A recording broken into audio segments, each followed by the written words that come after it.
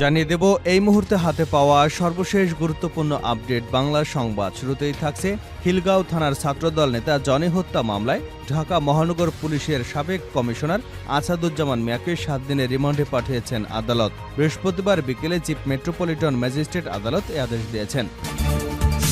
এবারে জানাবো ফোনালাপ ফাঁস, যে কোনো সময় দেশে ফিরবেন শেখ হাসিনা। ছাত্র জনতার আন্দোলনের মুখে গত 5 আগস্ট দেশ ছেড়ে ভারতে পালিয়ে গেছে শেখ হাসিনা। সম্প্রতি সাবেক প্রধানমন্ত্রী শেখ হাসিনার সঙ্গে কথোপকথনের একটি অডিও ফাঁস হয়েছে। ওই কথোপকথনে তানভীর নামে যুক্তরাষ্ট্র প্রবাসী এক আওয়ামী লীগ নেতার সঙ্গে কথা বলেছেন শেখ হাসিনা। প্রিয় দর্শক, তার ফোনালাপটি পুরোপুরি আপনাদের সামনে উপস্থাপন করছি। তার ফোনালাপের কথোপকথনের এক পর্যায়ে শোনা যায়, আমি যে কোনো সময় চট করে বাংলাদেশে ঢুকে পড়ব। প্রিয় দর্শক, তাহলে কি আসলেই শেখ হাসিনা যে কোনো সময় বাংলাদেশে ফিরে আসবে? কি হতে যাচ্ছে আগামী রাজনীতিতে? এ বিষয়ে থাকছে বিস্তারিত, সঙ্গে থাকুন। জানাবো চেয়ার ভাঙচুরের মধ্য দিয়ে বৈষম্য বিরোধী ছাত্রদের সভা পণ্ড। হবিগঞ্জে বৈষম্য বিরোধী ছাত্র আন্দোলনের পৃথক স্থানে মত বিনিময় সভা আহ্বান করাকে কেন্দ্র করে দুপক্ষের মধ্যে চরম উত্তেজনা দেখা যায়। এ সময় সভাস্থল সদর উপজেলা পরিষদ অডিটোরিয়ামে চেয়ার ভাঙচুর করা হয়। বৃহস্পতিবার দুপুরে এ ঘটনা ঘটে। এদিকে আওয়ামী লীগকে রাতে কাল নাগিনী, দিনের বেলায় ওঝা বললেন মামুনুল হক। বাংলাদেশ খিলাফত মজলিসের মহাসচিব মামুনুল হক বলেন, পরাজিত ঘাপটি মারা পতিত শক্তি যেন নতুন করে সাবোটাজ করতে না পারে সেদিকে সতর্ক থাকতে হবে। আওয়ামী লীগের রাজনীতি হচ্ছে রাতের বেলায় কালনাগিনী হয়ে সংখ্যালঘুদের সবল দিত আর দিনের বেলায় ওঝা হয়ে ছাড়ত। আওয়ামী লীগ প্রতারণার মাধ্যমে রাজনীতি করত। এখন আওয়ামী লীগ নেই। জানিয়ে দেব সুসংবাদ, 7 দিনে এলো 7,014 কোটি টাকার রেমিটেন্স। চলতি মাসের প্রথম 7 দিনে 58 কোটি 45 লাখ ডলারের রেমিটেন্স এসেছে, যা বাংলাদেশি মুদ্রায় প্রতি ডলার 120 টাকা হিসেবে 7,014 কোটি। বাংলাদেশ ব্যাংকের সর্বশেষ প্রতিবেদন বলছে, সেপ্টেম্বরের প্রথম 7 দিনে 58 কোটি 45 লাখ 40 হাজারের ডলার রেমিটেন্স পাঠিয়েছেন বিভিন্ন দেশে বসবাসরত প্রবাসী বাংলাদেশিরা। আর প্রতিদিন আসছে 8 কোটি 45 লাখ ডলার করে। এভাবে রেমিটেন্স আসার ধারাবাহিকতা থাকলে চলতি মাসে 2.5 বিলিয়ন ছাড়িয়ে যাবে। এবং সর্বশেষ জানাবো আন্তর্জাতিক সংবাদ। পদত্যাগ করতে রাজি আছি মমতা বন্দ্যোপাধ্যায়। ভারতের পশ্চিমবঙ্গে আরজিকর হাসপাতালে চিকিৎসক ধর্ষণ ও হত্যাকাণ্ডের বিচার চেয়ে আন্দোলনরত চিকিৎসকদের সঙ্গে বৃহস্পতিবার রাজ্যের মুখ্যমন্ত্রী মমতা বন্দ্যোপাধ্যায়ের বৈঠক ভেস্তে গেছে। রাজ্যের সচিবালয় নবান্ন থেকে এদিন মমতা বলেন, 3 দিনেও সমাধান করতে পারলাম না। বাংলার মানুষের কাছে ক্ষমা চাইছি। যারা নবান্নের সামনে এসেও বৈঠকে এলো না, তাদের আমি ক্ষমা করলাম। এতক্ষণ শিরোনাম শুনছিলেন, এবার বিস্তারিত। প্রিয় দর্শক, আপনি যদি এই চ্যানেলে নতুন হয়ে থাকেন, ভিডিওটি দেখতে দেখতে চ্যানেলটি সাবস্ক্রাইব করে আমাদের সঙ্গেই থাকুন। আর এই ভিডিও সম্পর্কে আপনি আপনার মূল্যবান মতামতটি কমেন্ট বক্সে জানিয়ে দিন। আর হ্যাঁ প্রিয় দর্শক, জানিয়ে দিন ভিডিওটি কোথা থেকে দেখছেন। 7 দিনের রিমান্ডে সাবেক ডিএমপি কমিশনার আসাদুজ্জামান মিয়া। খিলগাঁও থানা ছাত্রদল নেতা জনি হত্যা মামলায় ঢাকা মহানগর পুলিশের সাবেক কমিশনার আসাদুজ্জামান মিয়াকে 7 দিনের রিমান্ডে পাঠিয়েছেন আদালত। বৃহস্পতিবার বিকেলে চিফ মেট্রোপলিটন ম্যাজিস্ট্রেট আদালতে আদেশ দেন। এর আগে বৃহস্পতিবার সকালে তাকে আদালতে নেওয়া হয়। এ হত্যা মামলা জিজ্ঞাসাবাদের জন্য 10 দিনের রিমান্ড আবেদন করে পুলিশ। শুনানি শেষে আদালত 7 দিনের রিমান্ড মঞ্জুর করেছেন। বুধবার রাজধানীর মহাখালী থেকে তাকে গ্রেপ্তার করে র্যাব। 2015 সালে ছাত্রদল নেতা জনি হত্যা মামলায় খিলগাঁও থানায় করা মামলায় তাকে গ্রেপ্তার দেখানো হয়। গত 2রা সেপ্টেম্বর জনির বাবা ইয়াকুব আলী মামলাটি দায়ের করেন। প্রসঙ্গত 2015 সালের জানুয়ারিতে ডিএমপির কমিশনার হিসেবে যোগদান করেন আসাদুজ্জামান মিয়া। 4 বছর 8 মাস ডিএমপি কমিশনারের দায়িত্ব পালনের পর 2019 সালের অগাস্টে অবসরে যান তিনি। এর কয়েকদিন পরই তাকে একই পদে 1 মাসের চুক্তিতে নিয়োগ দেয় সরকার। এরপর 2019 সালের 3রা সেপ্টেম্বর 3 বছরের জন্য জাতীয় নিরাপত্তা সেলের প্রধান নির্বাহী কর্মকর্তা হিসেবে তাকে নিয়োগ দেওয়া হয়। 2022 সালের সেপ্টেম্বরে তার চুক্তির মেয়াদ শেষ হয়। ফোনালাপ ফাঁস, যে কোনো সময় দেশে ফিরবেন শেখ হাসিনা। ছাত্র জনতার আন্দোলনের মুখে গত 5 আগস্ট দেশ ছেড়ে ভারতে পালিয়ে গেছেন শেখ হাসিনা। সম্প্রতি সাবেক প্রধানমন্ত্রী শেখ হাসিনার সঙ্গে কথোপকথনের একটি অডিও ফাঁস হয়েছে। ওই কথোপকথনে তানভীর নামে যুক্তরাষ্ট্র প্রবাসী এক আওয়ামী লীগ নেতার সঙ্গে তাকে কথা বলতে দেখা গেছে। তানভীর বলেন, আপা, আপনার কাছে ফোন দিয়েছি একটা ব্যাপারে। নিউ ইয়র্কের মহানগরে আমরা ইমদাদ ভাইয়ের নেতৃত্বে মিছিল মিটিং করছি, কিন্তু এলাকার পরিস্থিতি খুব খারাপ। কামরাঙ্গীরচর, কেরানীগঞ্জের সকল নেতাকর্মী এলাকার বাইরে। এরপর শেখ হাসিনাকে বলতে শোনা যায়, সব মার্ডার কেস, সবার বিরুদ্ধে মার্ডার কেস। তানভীর বলেন, এলাকায় ছাত্রলীগ যুবলীগকে আমি সহায়তা করছি। যদি আপনি বলেন তুমি এখান থেকে ওদের হেল্প করলাম, আর যদি আপনি বলেন তুমি দেশে গিয়ে দল গোছানোর চেষ্টা করো, তাহলে আমি করব আপা, আপনার সিদ্ধান্ত আপা। শেখ হাসিনা বলেন, এখানে বসে এখন সাহায্য করো, এটাই সবচেয়ে বেশি ভালো কাজে লাগবে, দেশে পরে গেলেও হবে। তানভীর বলেন, আইনজীবীরা দাঁড়াতে পারছে না, এই বিষয়ে যদি আপনি পরামর্শ দিতেন। শেখ হাসিনা বলেন, আইনজীবীদের বলো একজনকে অর্গানাইজ করে যেন আইনজীবীরা সেখানে যায়, তাছাড়া তো আর কোনো। এরপরে শেখ হাসিনাকে আবার বলতে শোনা যায়, তুমি যেখানে আছো সেখানেই তো ইলেকশন চলছে, তাদের ক্যাম্পেইনিংয়ের সময় তাদের সঙ্গে যোগাযোগ রাখা, ক্যাম্পেইনিংয়ে সহযোগিতা করার সাথে সাথে এই বিষয়গুলো জানিয়ে রাখা, তাদের কাছ থেকে একটা সাপোর্ট নিয়ে আসা। তানভীর বলেন, আমার মনে হয় এবার ট্রাম্প আসবে, ট্রাম্প আসলে আমাদের জন্য খুবই ভালো আপা। শেখ হাসিনা বলেন, যেই আসুক তাদের ক্যাম্পেইনিংয়ে থাকলে তাদের সঙ্গে যোগাযোগ হলে ভবিষ্যতে কাজে লাগবে, এটা আমি সবাইকে বলেও দিয়েছি।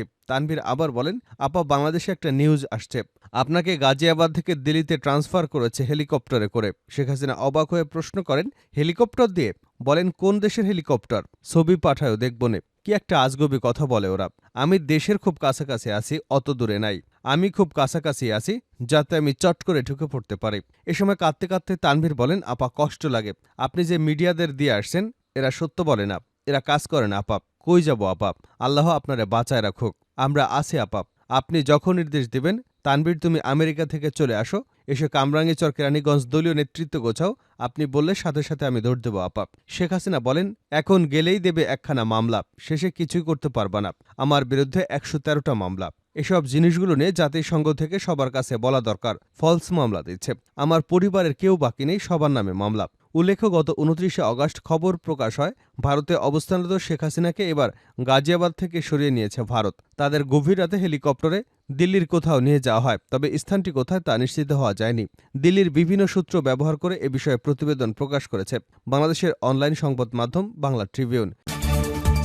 চেয়ার ভাঙচুরের মধ্য দিয়ে বৈষম্যবিরোধী ছাত্রদের সভা। হবিগঞ্জে বৈষম্যবিরোধী ছাত্র আন্দোলনের পৃথক স্থানে মতবিনিময় সভা আহ্বান করাকে কেন্দ্র করে দুপক্ষের মধ্যে চরম উত্তেজনা দেখা দেয়। এ সময় সভাস্থল সদর উপজেলা পরিষদ অডিটোরিয়ামে চেয়ার ভাঙচুর করা হয়। বৃহস্পতিবার দুপুরে ঘটনা ঘটে। এরপর বৈষম্যবিরোধী কেন্দ্রীয় নেতারা পৌরসভা মাঠে সভা করার সিদ্ধান্ত হলেও এক পক্ষ আসেনি। পরে বিকেলে একাংশের সভায় অতিথিরা বক্তব্য দেন। জানা যায়, বৈষম্যবিরোধী ছাত্র আন্দোলন সুসংগঠিত করে দেশ গঠনে শিক্ষার্থীদের অংশীদারিত্ব নিশ্চিত, দুর্নীতি, চাঁদাবাজি এবং সন্ত্রাসীদের বিরুদ্ধে ছাত্র জনতার মৈত্রী সফর উপলক্ষে মতবিনিময় সভার আহ্বান করা হয়। এ নিয়ে হবিগঞ্জ বৈষম্যবিরোধী ছাত্র আন্দোলনের নেতারা দুটি ভাগে বিভক্ত হয়ে পড়েন। এক পক্ষ সদর উপজেলা অডিটোরিয়াম এবং অন্য পক্ষ সাইফুর রহমান টাউন হলে পৃথক সভার আহ্বান করে। দুপক্ষ দুটি স্থানে অবস্থান নেয়। এ সময় তাদের মধ্যে উত্তেজনা ছড়িয়ে পড়ে। এক পক্ষ উপজেলা পরিষদ হলরুমে গিয়ে চেয়ার ভাঙচুর করে বলে অভিযোগ পাওয়া যায়। পরে সভায় কেন্দ্রীয় নেতাদের মধ্যে সমন্বয়ক হাসিবুল ইসলাম, আসাদুল আল গালিব, সিলেট বিভাগীয় সমন্বয়ক আশরাফুল আলম, বিজ্ঞান ও প্রযুক্তি বিশ্ববিদ্যালয়ের সমন্বয়ক আজাদ শিকদার ও বৃন্দাবন সরকারি কলেজের সমন্বয়করা দুপক্ষকে তৃতীয় স্থান হিসেবে পৌরসভা মাঠে সভা করার প্রস্তাব দেন, কিন্তু তাতে সায় দেয়নি সদর উপজেলা পরিষদ হলরুমের আয়োজকরা। বরং বৈষম্যবিরোধী আন্দোলনের সব কার্যক্রম স্থগিত করে এ থেকে সরে দাঁড়িয়ে যে কোনো স্বৈরাচারের আবির্ভাব হলে তা রুখে দেবার ঘোষণা দেন বৈষম্যবিরোধী ছাত্র আন্দোলনের হবিগঞ্জের অন্যতম সমন্বয়ক মাহাদি হাসান এবং আশরাফুল ইসলাম সুজন। আওয়ামী লীগ রাতে কাল নাগেনি, দিনের বেলায় ওঝা মামুনুল হক। বাংলাদেশ খেলাফত মজলিসের মহাসচিব মামুনুল হক বলেন, পরাজিতরা ঘাপটি মেরে পতিত শক্তি যেন নতুন করে সাবোটাজ করতে না পারে সেদিকে সতর্ক থাকতে হবে। আওয়ামী লীগের রাজনীতি হচ্ছে রাতের বেলায় কালনাগিনী হয়ে সংখ্যালঘুদের উপর সবল দিত আর দিনের বেলায় ওঝা হয়ে ঝাড়ত। আওয়ামী লীগের প্রতারণার মাধ্যমে রাজনীতি করত। এখন আওয়ামী লীগ নেই। তিনি আসন্ন দুর্গাপূজায় মুসলমানদের সহযোগিতার আহ্বান জানিয়ে বলেন, আমরা চাই না আর কোনো সংখ্যালঘুদের উপর কেউ নির্যাতন করুক। এখন আলেম সমাজ সংখ্যালঘুদের নিরাপত্তার মধ্য দিয়ে নতুন বাংলাদেশ গড়বে। সকালে মাদারীপুর ঈদগাহ মাঠে আয়োজিত মহাসমাবেশে তিনি এসব কথা বলেন। তিনি আরও বলেন, গত ৫ই আগস্টের পর জালিম ফ্যাসিবাদী শেখ হাসিনা বাংলার জমিনে ১ ইঞ্চি মাটিও আশ্রয়ের জন্য খুঁজে পায়নি। তিনি তার পরম বন্ধু নরেন্দ্র মোদীর কাছে আশ্রয় নিয়েছেন। মামুনুল হক এ সময় ভারত সরকারের সমালোচনা করে বলেন, গত ১৫ বছর আপনারা বাংলাদেশের মানুষের অধিকার নিয়ে এক চুল পরিমাণ চিন্তা করেননি। এদেশের মানুষের ভোটের অধিকার কেড়ে নিয়েছেন। এদেশের বুকের উপরে বিনামূল্যে ট্রানজিট গ্রহণ করেছেন। বাংলাদেশের প্রতিটি নদীর মুখে অভিন্ন বাঁধ তৈরি করেছেন। শুকনো মৌসুমে মরুভূমি আর বর্ষা মৌসুমে বানের পানি দিয়ে ভাসিয়ে দিচ্ছেন বারবার। তিনি আরও বলেন, আপনাদের কেনা গোলাম শেখ হাসিনার মাধ্যমে বাংলাদেশকে ভারতের অঙ্গরাজ্যে পরিণত করবার চেষ্টা করেছেন। এখন বলবো, শুভবুদ্ধির উদয় হোক, দৃষ্টিভঙ্গি পাল্টান, বাংলাদেশের সঙ্গে সমতার ভিত্তিতে বন্ধুত্বের হাত বাড়িয়ে দেবেন। আমাদের পক্ষ থেকে সমতার ভিত্তিতে সদাচরণ পাবেন। আবার যদি আমাদের অভ্যন্তরীণ বিষয় নাক গলানোর চেষ্টা করেন, সে নাক আমরা কেটে দেব। শেষ করছে আন্তর্জাতিক সংবাদ দিয়ে, পদত্যাগ করতে রাজি আছি মমতা বন্দ্যোপাধ্যায়। ভারতের পশ্চিমবঙ্গের আরজিকর হাসপাতালের চিকিৎসক ধর্ষণ এবং হত্যাকাণ্ডের বিচার চেয়ে আন্দোলনরত চিকিৎসকদের সঙ্গে বৃহস্পতিবার রাজ্যের মুখ্যমন্ত্রী মমতা বন্দ্যোপাধ্যায় বৈঠক ভেস্তে গেছে। রাজ্যের সচিবালয় নবান্ন থেকে এদিন মমতা বলেন, 3 দিনেও সমাধান করতে পারলাম না। বাংলার মানুষের কাছে ক্ষমা চাইছি, যারা নবান্নের সামনে এসেও বৈঠকে এলো না। তাদের আমি ক্ষমা করলাম। আমাকে অনেক অসম্মান করা হয়েছে, আমার সরকারকে অসম্মান করা হয়েছে, অনেক ভুল বোঝাবুঝি কুৎসা হয়েছে। সাধারণ মানুষ রং বোঝেনি। আমি পদত্যাগ করতে রাজি আছি, কিন্তু ওরা বিচার চায় না, চেয়ার চায়। আশা করি মানুষ সেটা বুঝবে। মমতা জানান, অনেকেই বৈঠকে আগ্রহী ছিল, কিন্তু বাইরে থেকে সমঝোতা না করার নির্দেশ এসেছে। তিনি বলেন, অনেকে বৈঠক করতে আগ্রহী ছিল, কিন্তু বাইরে থেকে নির্দেশ আসছিল, 2-3 জন রাজি হয়নি। আমি মানুষের কাছে ক্ষমা চাইছি, চিকিৎসকদের অনুরোধ করছি, কাজে ফিরুন। মমতা সুপ্রিম কোর্টের নির্দেশের প্রসঙ্গ তোলেন। তিনি বলেন, সুপ্রিম কোর্টের নির্দেশনা অনুযায়ী সময় পেরিয়ে গেছে। আমি যতদূর জানি, সুপ্রিম কোর্ট বলেছে রাজ্য পদক্ষেপ নিলে তারা বাধা দেবেন না, কিন্তু আমি কিছু করব না। বহু মানুষ চিকিৎসা পাচ্ছে না। এর মধ্যে 27 জনের মৃত্যু হয়েছে, 7 লাখ মানুষ বঞ্চিত হয়েছে। আমার হৃদয় কাঁদছে। ওরা ছোট, আমি ওদের ক্ষমা করছি। বাংলার মানুষের কাছে আমি ক্ষমা চাইছি। 3 দিন চেষ্টা করেও সমাধান করতে পারলাম না। মুখ্যমন্ত্রী আরও জানিয়েছেন, এর পরও যদি চিকিৎসকরা বৈঠক করতে চান, তবে মুখ্য সচিব ও নবান্নের অন্য কর্মকর্তারা যেন বৈঠক করেন এবং তাদের বক্তব্য শুনেন। তবে তিনি আপাতত আর আলোচনায় থাকছেন না।